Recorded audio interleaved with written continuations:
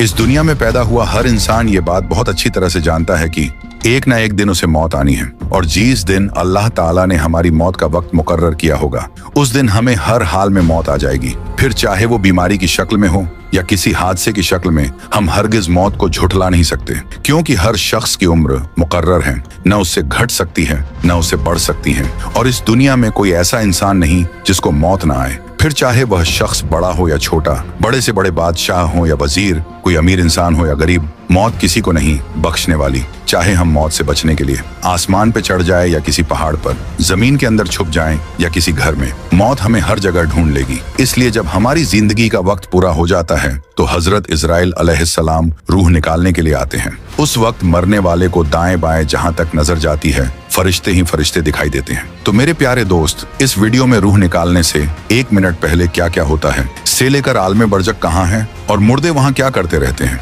आप लोग जानने वाले हैं। तो आप लोगों से गुजारिश है कि इस वीडियो को ज्यादा से ज्यादा लाइक, कमेंट, शेयर करके अपने दोस्त और घर वालों को भी जरूर दिखाएं। तो मेरे दोस्त, अल्लाह रब्बुल इज्जत ने हर जानदार के लिए मौत का दिन, वक्त और जगह मुकर्रर कर रखी है और ये मौत ही एक ऐसी हकीकत है जिसे दुनिया का हर शख्स मानता है। और बड़ी से बड़ी ताकतें, मगरिब से लेकर मशरिक तक, बड़ी से बड़ी हुकूमत भी मौत के सामने बेबस है। और ये मौत बंदों को हल्लाक करने वाली, बच्चों को यतीम बनाने वाली, औरतों को बेवा करने वाली और जालिमों को जहन्नम में झुलसाने वाली है। वहीं नेक और परहेजगार लोगों को जन्नत की वादियों तक पहुंचाने वाली एक हकीकत भी है। और मौत ना तो छोटों पर तरस खाती है, ना ही बड़ों का लिहाज करती है।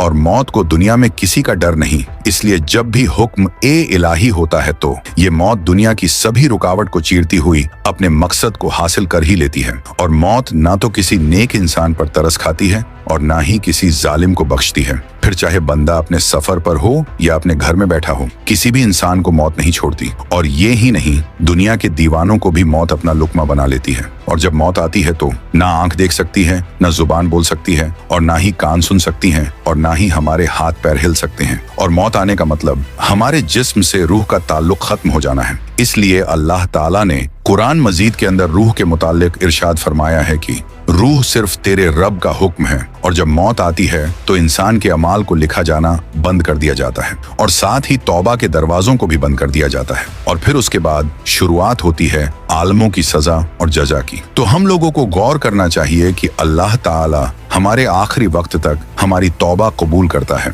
और ये जिंदगी जिसे हम बहुत ही मजे के साथ जी रहे हैं, इसके हर गुजरते लम्हे के साथ हम मौत के करीब होते जा रहे हैं। और जैसे जैसे ये वक्त गुजरता जा रहा है और हम बात भी करते रहते हैं कि हमारी उम्र अब इतनी हो चुकी है, लेकिन हम ये नहीं सोचते कि हमारी जिंदगी से कितने दिन कम हो चुके हैं। तो इसलिए हम लोगों को गौर करना चाहिए कि अल्लाह ताला ने कुरान मजीद के अंदर कई सारी आयतों में मौत का जिक्र किया है। और अल्लाह ताला फरमाता भी है कि हर जानदार को मौत का मजा चखना है और मौत के बाद तुम सबको कयामत के रोज तुम्हारे अमाल के बदले दिए जाएंगे। और ये दुनियावी जिंदगी जिसे हम सब कुछ मान रहे, असल में ये सिर्फ एक धोखे के सिवा कुछ नहीं है। और इस दुनिया की हर चीज फना होने वाली है, सिवाय अल्लाह ताला की जात के। उसी की हुकूमत इस दुनिया पर है और हमेशा रहेगा और हमें भी एक दिन उसी की तरफ लौट कर जाना है। और हम सब भी जानते हैं कि एक ना एक दिन हम सबको भी मरना है, लेकिन कब मरना है ये हमारी पैदाइश से लेकर अब तक एक सवाल है। और हमारी साइंस कितनी भी तरक्की क्यों ना कर ले, लेकिन इस सवाल का जवाब कभी किसी को नहीं मिल सकता, क्योंकि अल्लाह ताला ने इस सवाल को राज रखा है।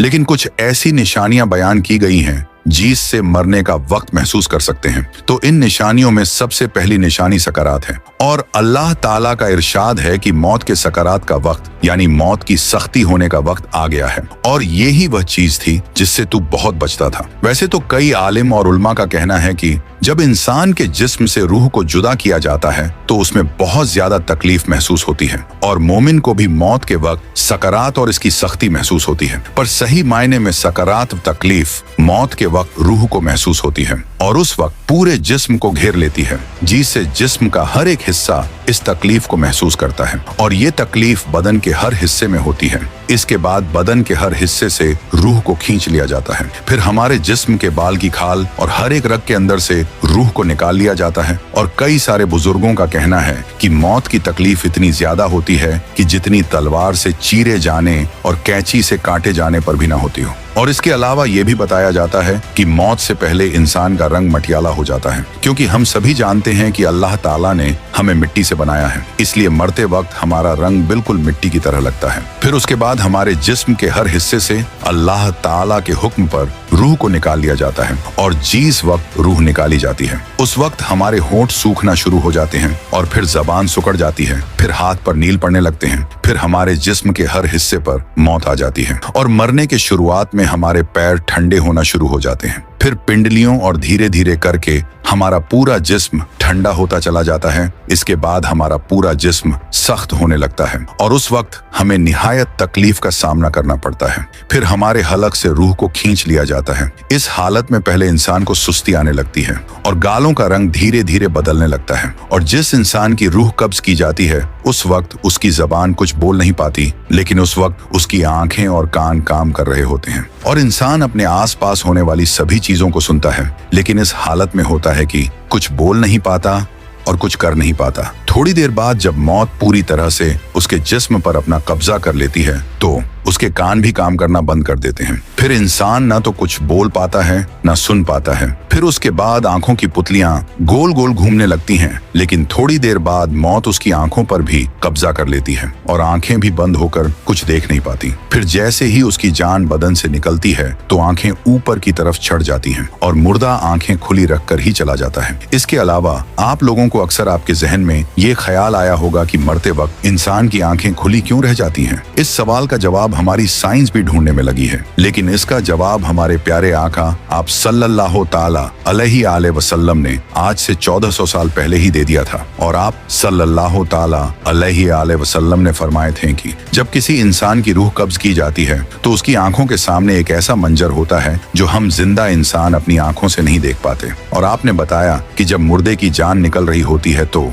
उसकी निगाहें उस रूह पर होती हैं जो उसके बदन से परवाज कर रही होती हैं और ये ही वो वजह है कि मरते वक्त इंसान की आंखें खुली रह जाती हैं। फिर उसी वक्त मौत का फरिश्ता मरने वाले के सामने आकर खड़ा हो जाता है जिसे मरने वाला अपनी आंखों से देख रहा होता है और उस वक्त काफिरों को भी इस्लाम धर्म के सच्चे होने का यकीन हो जाता है। लेकिन उस वक्त का ईमान लाना मोतबर नहीं, क्योंकि ईमान तो अल्लाह व रसूल की बताई बातों पर बेदेखे यकीन करने का नाम है और अब तो फरिश्तों को देखकर ईमान लाता है, इसलिए ऐसे ईमान लाने से मुसलमान न होगा। बहरहाल जब तक रूह कब्ज नहीं की जाती तब तक मरने वाले को इंतहा तकलीफ होती है और उसे पूरा मंजर अपनी आंखों से दिखाई देता है।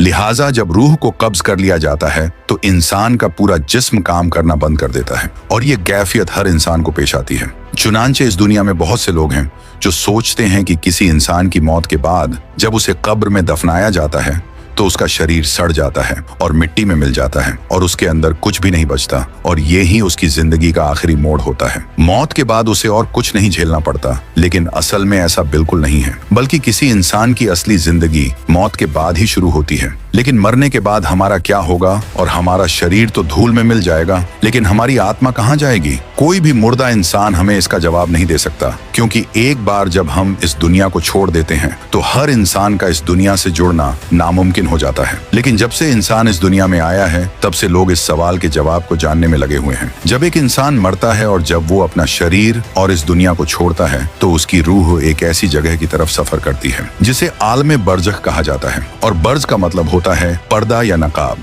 इसके अलावा इस दुनिया में इसे कब्री आलम विसाल के नाम से भी जाना जाता है। और जब किसी इंसान का इंतकाल होता है तब हर इंसान और जो लोग इस आलमे बरज़ख के अंदर रहते हैं वो सभी शरीफ और अल्लाह ताला के हुक्म मानने वाले होते हैं और अल्लाह ताला के हुक्म मानने वाले लोगों के लिए आलम बरज़ख बिल्कुल जन्नत की तरह है, जबकि जो लोग अल्लाह ताला की नाफरमानी करते हैं उनके लिए इस आलम बरज़ख को जहन्नम बताया गया है। और इस्लाम के मुताबिक कहा जाता है कि जब हमारी रूह निकाल ली जाती है तो फिर जब हमारा शरीर कब्र में रखा जाता है तो रूह को फिर से हमारे शरीर में डाल दिया जाता है और उसके बाद मुनकर नकीर का सामना करना पड़ता है, यानी वह फरिश्ते हमारी कब्र में आते हैं और हमसे सवालों जवाब करते हैं। हजरत अब्बू हुरैरा रज़ी अल्लाह ताला अन्हो से रिवायत है कि आप सल्लल्लाहु ताला अलैहि आले वसल्लम ने फरमाया कि जब मुर्दे शरीर कब्र में रखा जाता है तो दो फरिश्ते आते हैं जिनका रंग काला और आंखें नीली हैं, जिनमें से एक को मुनकर और दूसरे को नकीर कहते हैं। फिर वह जवाब देते हैं कि वह अल्लाह का बंदा है और उसके रसूल का भी। मैं गवाही देता हूँ कि अल्लाह के सिवा कोई खुदा नहीं और मोहम्मद सल्लल्लाहु ताला अलैहि आले वसल्लम अल्लाह के रसूल हैं। फिर इन सवालों जवाबों के बाद अल्लाह ताला के हुक्म के मुताबिक दो फरिश्ते आते हैं जो आत्मा को लेकर आसमान की तरफ जाते हैं। फिर अगर किसी इंसान के अमल अच्छे हैं और उसकी रूह एक विश्वासी है तो उसे इलीन कहा जाता है